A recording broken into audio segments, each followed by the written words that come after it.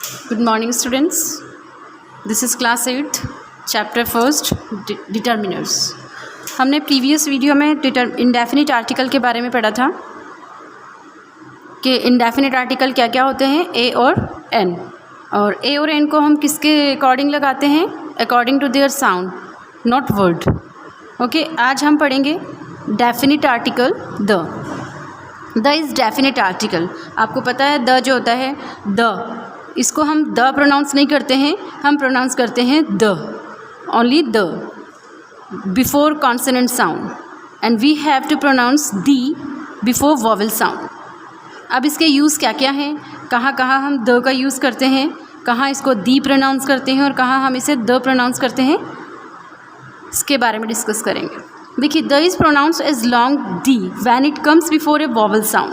आपको मैंने अभी बताया कि जो द प्रोनाउंस किया जाता है, द को दी प्रोनाउंस किया जाता है, कब किया जाता है, जब ये वॉवल साउंड से पहले आता है, and with a short sound like the before a consonant sound. Example देखिए, दी एप्पल, द लिखा हुआ है, ये THE, the apple is pronounced as the apple. The ice cube is pronounced as the ice cube. The R is pronounced as the R. Okay? The house is pronounced the house. The player is pronounced the player. तो vowel है ये, house, player, unicorn. अब इन सबसे पहले हम क्या लगाएंगे, the लगाएंगे, दी प्रोनाउंस नहीं करेंगे. हम दी प्रोनाउंस कब करेंगे, तब कोई भी नाउन वॉवल साउंड से स्टार्ट होगा, उससे पहले हमें दी प्रोनाउंस करना है. ठीक है. अब यूनिकॉर्न जो है, ये यूनिकॉर्न आप कहेंगे कि यू क्या है, वॉवल है, लेकिन यू वॉवल कब होता है, जब इसमें अ की आवाज़ आए. अनयूजुअल, अम्ब्रेला, ये सब क्या होते हैं, अ का साउंड आ रहा है इससे, तो इसलिए हम इसमें लगा देते हैं दी. लेकिन यहाँ यू का जो साउंड है वो वाई से निकल रहा है. यूनिकॉर्न, यूनिफॉर्म, यूनिवर्सिटी, ये सब किससे, वाई का साउंड प्रोड्यूस करते हैं. तो वाई का साउंड जहाँ प्रोड्यूस होगा वहाँ पर हम दी प्रोनाउंस नहीं करेंगे, हम वहाँ करेंगे the. However, when we wish to place emphasis on a particular word, we can use emphatic the, whether or not the word begins with consonant or vowel sound. मैंने लाइव क्लास में आपको बताया था कि जहाँ हमें किसी वर्ड को, पर्टिकुलर वर्ड को एम्फेटिक करके, एम्फेसाइज करके, मतलब फोर्स करके, हम दबाव डालकर, जब जोर देके जब हम बात करते हैं किसी वर्ड के बारे में, तो हम उस नाउन से पहले भी दी प्रोनाउंस करते हैं, चाहे वो कॉन्सोनेंट साउंड से स्टार्ट हो, चाहे वो वॉवल साउंड से स्टार्ट हो. सबसे पहले देखिए आंसर, जैसे कि मैंने कहा I saw the president yesterday. मैंने एक जर्नल वे में कहा कि I saw the president yesterday. I saw, कोई भी फिल्मी एक्टर हो या जो भी एक फेमस पर्सनालिटी होगी, जो फेमस पर्सनालिटी होगी, हम उसके लिए हम बात करते हैं कि I saw the president yesterday. तो अब उसके बाद आप सुनेंगे तो कहेंगे what, the president of India. अब हम जब बात करते हैं तो हमारे जो फेशियल एक्सप्रेशंस होते हैं उससे हमें पता चल जाता है कि हम इस वर्ड पे जोर दे रहे हैं, इस नाउन को हम पर्टिकुलराइज कर रहे हैं, इस नाउन को हम पर्टिकुलर वे में बोल रहे हैं कि the president of India means to say, अपने आप एक क्वेश्चन मार्क लग जाएगा कि आप उससे पूछ रहे हैं कि अच्छा जो इंडिया के प्रेसिडेंट हैं उनकी बात कर रहे हो क्या, क्योंकि मैंने क्या कहा, सिर्फ I saw the president yesterday, मैंने प्रेसिडेंट को देखा. अब प्रेसिडेंट तो वो कुछ भी हो सकता है, किसी कंपनी का, किसी कमेटी का प्रेसिडेंट, कुछ भी हो सकता है. लेकिन आप अगर जोर देके कहेंगे कि अच्छा इंडिया का प्रेसिडेंट क्या, तो आप उस प्रेसिडेंट से पहले, जबकि प्रेसिडेंट का पी कॉन्सोनेंट है और हमने रूल में पढ़ा है कि हम कॉन्सोनेंट साउंड से पहले दी प्रोनाउंस नहीं करते हैं.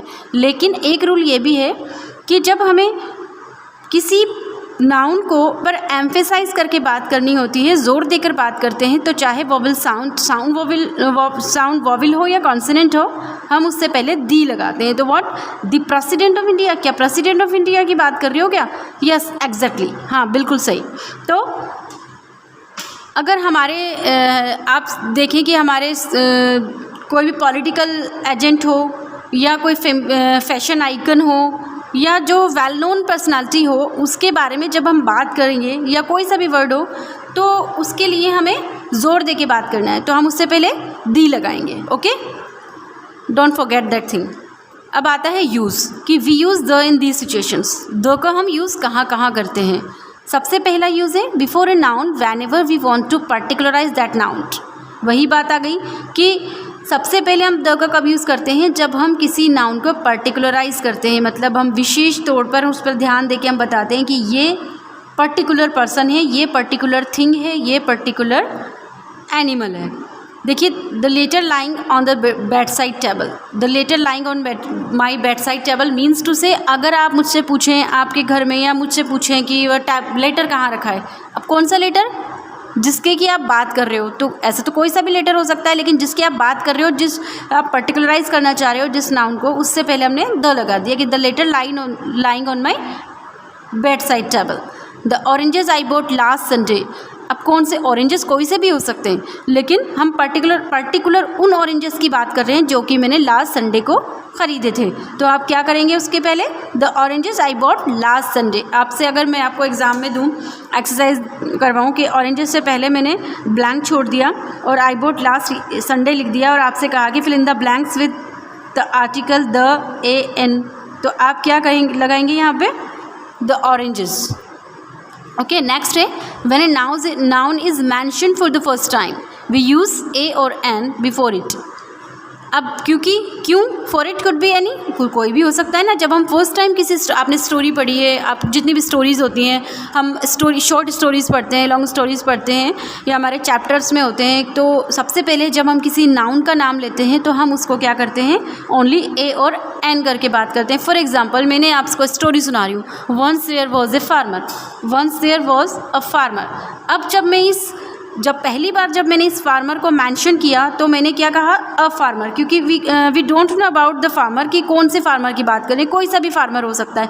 लेकिन जब मैं इस फार्मर को दोबारा बात करूंगी कि द फार्मर, तब मैं क्या बात करूंगी, the farmer had 4 sons 2 sons whatever, कुछ भी हम लगा सकते हैं आगे, लेकिन बस कहने का मतलब ये है कि उस फार्मर को जब हम दोबारा, उस नाउन को जब हम दोबारा से मेंशन करेंगे तो वो हमारे लिए फेमिलियर हो जाएगा।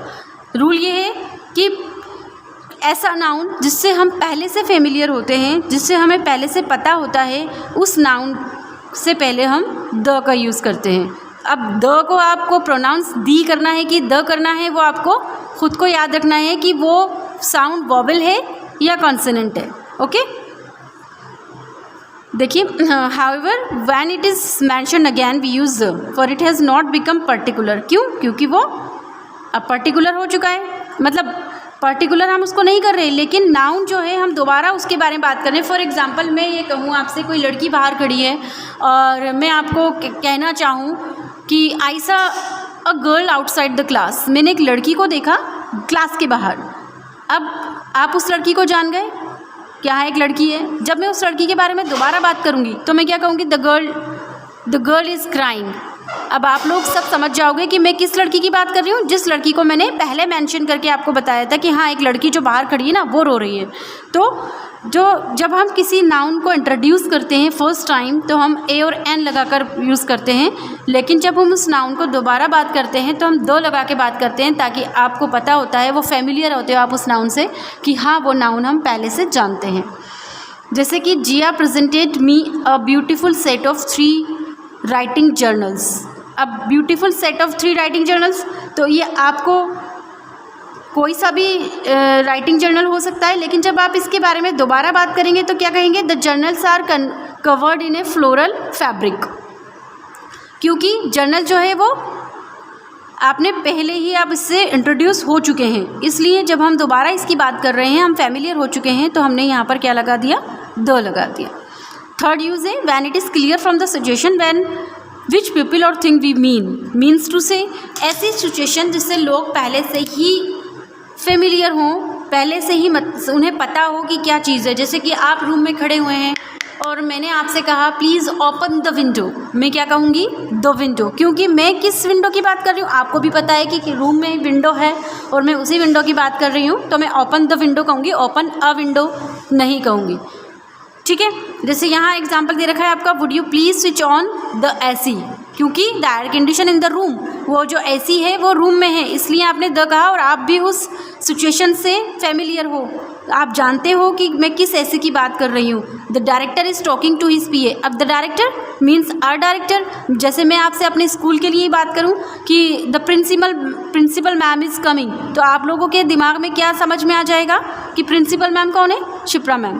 तो आप उनको क्या कहेंगे कि हाँ समझ गए कि मैम आ रही है, हमारी मैम की बात चल रही है, किसी और मैम की बात नहीं चल रही है। The fourth use is with such phrases which we can immediately single out or specify a person or an object।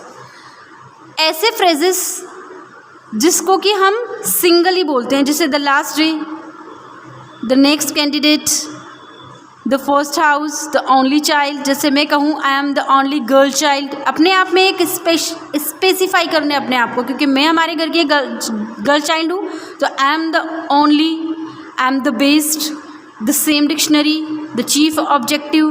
तो इस ये जो फ्रेजेस हैं इनमें हमें द लगाना होता है। The next with adjective of the superlative degree, और एडजेक्टिव की डिग्रीज आपको पता है, पॉजिटिव, कंपैरेटिव एंड सुपरलेटिव। जो सुपरलेटिव में जो ईएसटी वाली डिग्रीज होती है वो उससे पहले हमें क्या लगाना होता है? द लगाना होता है। जैसे कि the highest building, the tallest person in our office, get it? With adjective of the comparative degree.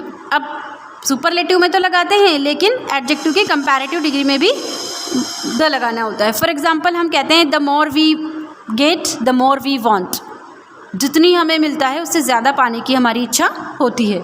इसीलिए यहाँ पर एक एग्जांपल दे रखा है, she is the more talented of the two sisters. Comparison चल रहा है यहाँ पे कि टू सिस्टर में वो उस सिस्टर से ज़्यादा है। ये नहीं कह रहा कि ये सबसे ज़्यादा है, ये सिर्फ कंपेयर कर रहा है कि ये दो सिस्टर्स में ये जो ये है शी, ये अपनी दोनों सिस्टर में से ये सबसे ज़्यादा उससे ज़्यादा टैलेंटेड है। ठीक है। Before a noun consider to be unique और एक्स्ट्राऑर्डिनरी। एक्स्ट्राऑर्डिनरी और यूनिक जो नाउन्स होते हैं उनसे पहले भी हम द का यूज़ करते हैं। यस, तो कंपैरेटिव डिग्री हो गया। अब जो यूनिक होता है अपने आप में और एक्स्ट्राऑर्डिनरी होता है, जैसे कि this is the reference book you need, the only reference book, the best reference book. मतलब जो तुम्हें ज़रूरत थी ना जिस रेफरेंस बुक की, ये वही रेफरेंस बुक है। एक्स्ट्राऑर्डिनरी हो गया।